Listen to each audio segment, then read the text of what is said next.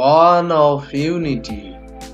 আমরা যদি মাউস পয়েন্টারটি যদি নিয়ে যাই এখানে টুলবারগুলোর উপর, তাহলে এখানে দেখেন এই টুলবারটি, এখানে নামটি দেখাবে, টুলবারটির নাম সিলেকশন টুল। তো আসলে আমরা ওল্ড ভার্সনে যদি আমরা দেখি তাহলে এটাকে আসবে এটা মুভ টুল। একটি বিষয় না বললেই নয়, সেই বিষয়টি হলো ফটোশপে যদি আপনি গ্রাফিক ডিজাইনে কাজ করতে চান তাহলে সেক্ষেত্রে কিন্তু ফটোশপে আপনাকে ওল্ড ভার্সন এবং অ্যাডভান্স ভার্সন দুটি কিন্তু প্রয়োজন পড়ে। আর ইলাস্ট্রেটরে যদি আপনি এই কাজটি করতে চান তো সেক্ষেত্রে এখানে ওল্ড ভার্সন কিন্তু প্রয়োজন পড়বে না। তো সেক্ষেত্রে যত অ্যাডভান্স প্রোগ্রাম হবে ততই কিন্তু আপনি গ্রাফিক ডিজাইন আরো অনেক সুন্দরভাবে করতে পারবেন। তো সেক্ষেত্রে আমি এখন আপনাকে যেই প্রোগ্রামটি দিয়ে দেখাচ্ছি এটি হলো 2021 আমি আমার কাছে পারফেক্ট লাগে, তো সেক্ষেত্রে আমি এটা ইউজ করি, এটি দিয়ে আমি আপনাকে দেখাচ্ছি। দেখেন এটা হলো সিলেকশন টুল। আর এই পাশেরটা যদি যাই তাহলে দেখবো আমরা এটা ডাইরেক্ট সিলেকশন টুল, এটি হলো পেন টুল, এরপরে কার্ভাসার টুল, তো দেখেন রিক্ট্যাঙ্গেল টুল। তো এখানে রিক্ট্যাঙ্গেল টুলের কিন্তু ব্যবহার সচরাচর কিন্তু প্রয়োজন পড়ে, রিক্ট্যাঙ্গেল টুল দিয়ে সকল কাজের ক্ষেত্রেই কিন্তু প্রয়োজন। এরপরে পাশে আছে এখানে পেইন্ট ব্রাশ টুল। তো পেইন্ট ব্রাশ টুল সবসময় প্রয়োজন পড়ে না, আমরা যদি টি শার্টের লেখা বা টি শার্টের যদি ডিজাইন করতে চাই তো সেক্ষেত্রে কিন্তু আমাদের এটি প্রয়োজন পড়ে, বা ডিজাইনের ক্ষেত্রে মাঝে মাঝে প্রয়োজন পড়ে। এরপরে আছে এখানে টাইপ টুল। তো এই টাইপ টুলের অবশ্যই প্রয়োজন, কারণ এই টাইপ টুল ব্যবহার যদি আমরা না করি তাহলে কিন্তু আপনি কোনো লেখাও লিখতে পারবেন না, আর লেখা লিখতে যদি না পারেন তাহলে আপনার ডিজাইনে কিন্তু লেখা বসাইতে পারবেন। তো সেক্ষেত্রে অবশ্যই সবসময় প্রয়োজন। এর পাশে এখানে রোটেট টুল আছে, এই রোটেট টুল কিন্তু সবসময় প্রয়োজন পড়ে না বন্ধুরা। তো রোটেট টুলের সবসময় আমাদের প্রয়োজন পড়ে না, মাঝে মাঝে প্রয়োজন পড়ে। এছাড়াও এখানে ইরেজার টুল। তো ফটোশপ থেকে আমরা ইরেজার টুল ব্যবহার করে আমরা ব্যাকগ্রাউন্ড বা অনেক কিছু আমরা রিমুভ করে থাকি। তো সেক্ষেত্রে ফটোশপের আংশিক কাজও কিন্তু এখানে আমরা করতে পারবো, সেক্ষেত্রে এই ইরেজারটা রিমুভ করতে পারবো। তো এই ক্ষেত্রে ইরেজার টুল। এছাড়াও এখানে আছে যে শেপ বিল্ডার টুল, এটি একটি যে আমরা বিগিনার টুল বলতে পারি, কারণ আপনি যে কোনো ব্যাকগ্রাউন্ড বা যে অনেক বড় বড় কাজের ক্ষেত্রে কিন্তু এই যে টুলটির অনেক অনেক প্রয়োজন পড়ে এবং অনেক গুরুত্বপূর্ণ একটি টুল। এরপরে আছে এখানে গার্ডিয়ান টুল। গার্ডিয়ান টুল আমাদেরকে অবশ্যই ইউজ করতে হয়, কারণ বিভিন্ন লেখা বলেন বা যে কোনো ডিজাইন করেন বা যে কোনো ক্ষেত্রে কিন্তু এই গার্ডিয়ান টুলটা কিন্তু সবসময় প্রয়োজন পড়ে, কারণ যে কোনো লেখা বা যে কোনো কিছু ব্যাকগ্রাউন্ডে ডিজাইন করতে গেলে কিন্তু আপনার এই গার্ডিয়ান টুলটা কিন্তু ইউজ করতে হয়।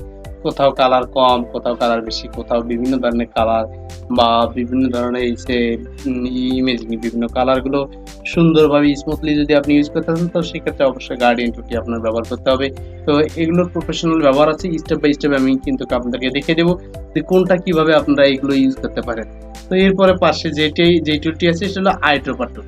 তো আইড্রপার টুল অনেক গুরুত্বপূর্ণ একটি টুল, কারণ যে কোনো ফন্ট আপনি উপরে লিখেছেন, এরপরে নিচে আরেকটি লিখেছেন, তারপর আরেকটি লিখেছেন, লেখাগুলো কোথাও বড় কোথাও কম লিখেছেন এবং নিচে কিছু কিছু লেখা আপনি সেম রেখে দিবেন। তো সেক্ষেত্রে দেখা গেল যে আপনার উপরের যে ফন্টটি ব্যবহার করেছেন নিচে যদি আপনি সেম একই ফন্টে যদি ব্যবহার করতে চান তাহলে সেক্ষেত্রে নিচের ফন্টটি সিলেক্ট করার পরে উপরে আইড্রপার টুল দিয়ে শুধু উপরে ওই ফন্টটি যখন ক্লিক করবেন উপরের সেম ফন্ট সাইজটি বা যে ফন্টটি নিয়েছেন ওই ফন্ট কিন্তু এখানে কিন্তু যে সেম নিচের ফন্টটা কিন্তু পেয়ে যাবে। এক্ষেত্রে আইড্রপার টুল আমরা কিন্তু ব্যবহার করে থাকি। এরপরে যেই বিষয়টি আছে এখানে আরেকটি হলো ওয়েট টুল। তো ওয়েট টুল ব্যবহার আমাদের সবসময় প্রয়োজন পড়ে না, তবে বিভিন্ন লেখার ডিজাইন করতে গেলে কিন্তু ওয়েট টুলের এখানে প্রয়োজন পড়ে। তো সেক্ষেত্রে আমরা খুব কম এটা ইউজ করে থাকি। আর এরপর আছে ব্লেন্ড টুল। ব্লেন্ড টুলও অনেক গুরুত্বপূর্ণ কাজ এবং প্রফেশনাল কিছু ডিজাইনের কাজ করতে গেলে বা 3D ডিজাইন করতে গেলে কিন্তু আমাদের ব্লেন্ড টুলের ব্যবহার আমাদের করতে হয়। এছাড়াও এখানে আছে আর্টবোর্ড, এখানে আছে জুম। তো আসলে এগুলো সবসময় আমাদের প্রয়োজন পড়ে না। জুমের ক্ষেত্রে তো আমরা কিবোর্ড থেকে যে কন্ট্রোল প্লাস বা কন্ট্রোল মাইনাস ব্যবহার করে কিন্তু আমরা জুম ইন জুম আউট করে থাকি। এছাড়াও নিচে যেটাই দেখছেন এর নিচে দেখেন, নিচে এখানে যে ব্যাকগ্রাউন্ড এখানে দেখা যাচ্ছে এটি কিন্তু সবসময় প্রয়োজন পড়ে, এটা অনেক গুরুত্বপূর্ণ একটি টুল। এগুলো আমরা কিভাবে ব্যবহার করবো দেখেন, এখানে রেক্ট্যাঙ্গেল টুল নিলাম, এই যে এইটা টুল।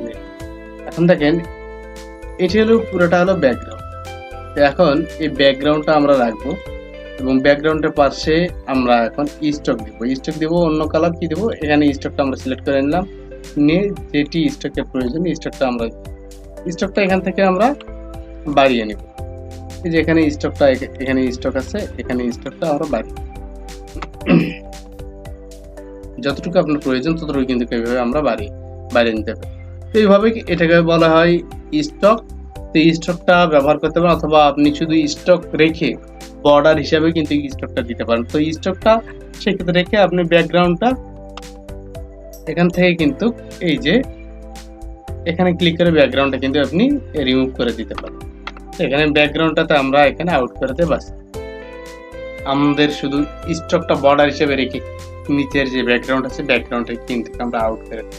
তো বন্ধুরা এইভাবে কিন্তু আমরা যে কাজগুলো করতে পারি। তো আর আমি স্টেপ বাই স্টেপ আপনাদেরকে কাজ, টুলের ব্যবহার এবং প্রফেশনাল ভাবে কিভাবে ডিজাইন করতে হয় সেই বিষয়গুলো আমি আপনাদেরকে খুব সহজভাবেই কিন্তু দেখিয়ে দেওয়ার চেষ্টা করব।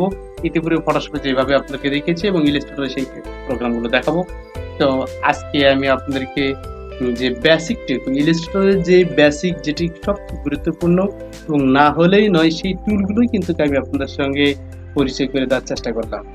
তো বন্ধুরা, আমার আজকের এই টিউটোরিয়ালটি যদি আপনাদের ভালো লেগে থাকে তাহলে একটি লাইক, কমেন্ট, শেয়ার দিয়ে অন্যকে দেখার সুযোগ করে দেবেন। প্লাস নতুন নতুন ভিডিও পেতে তো অবশ্যই সাবস্ক্রাইব করে অল বেল আইকনটিতে ক্লিক করতে ভুলবেন না। তো সকলে ভালো থাকবেন, সুস্থ থাকবেন। আজকে এই পর্যন্ত। আল্লাহ হাফেজ।